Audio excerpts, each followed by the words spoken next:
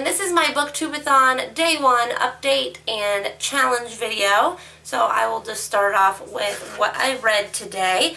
I actually finished 2 books today, which is awesome.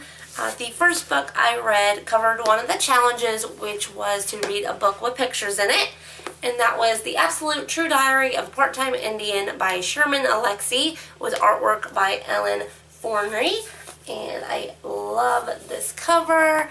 I'll show you the picture. There's a picture. I gave this book a 4 out of 5 stars. I really enjoyed it. However, I wouldn't necessarily consider it a diary. I would consider it more of like a memoir, because to me a diary has like the date, or like today or whatever, and then what's happened that day, and that's not really what happens in this book. But either way, I really enjoyed this book. It's about a boy who has hydrocephalus, or water on the brain. He's born with water on the brain. He has, big, thick glasses. He's got big feet. And he is definitely not the most popular kid on his Indian reservation.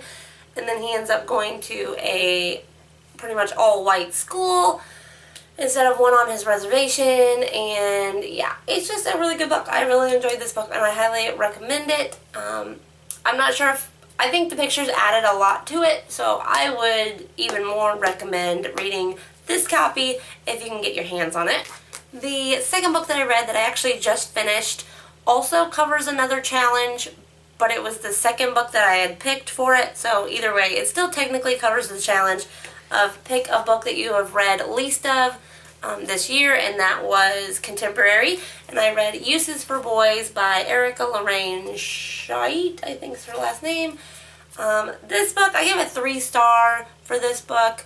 It was definitely interesting. It's about it starts out with a 13-year-old girl named Anna, and her mom is just not really there. She leaves a lot. She's always getting new boyfriends. She's been married and divorced a couple times, and Anna pretty much uses boys as her comfort. That's what she does. So there's definitely some, sexual things happening in this book. I recommend it for mature audiences. I wouldn't condone Anna's choices, but that's how, it's still, I enjoyed the book. I gave it a 3.5 star rating. I would recommend checking it out if you don't mind like sex and books, and especially with younger crowds, because like I said, she does start out at 13, I think 12 or 13 in this book, and then I think it ends when she's 16. But yeah, so I still enjoyed it, and this was the second book I read. That makes my page total for today at 457 pages, which definitely puts me over the 300 a day average, and also knocks out 2 books from the 7 that I had chosen. The video challenge for today was to pick your top 3 books that you bought because, or you read because of Booktube. So the first book I picked up, I knew I had to pick this one, was Scott Pilgrim. This is the 3rd volume, but just Scott Pilgrim in general. I have never read any other manga besides this.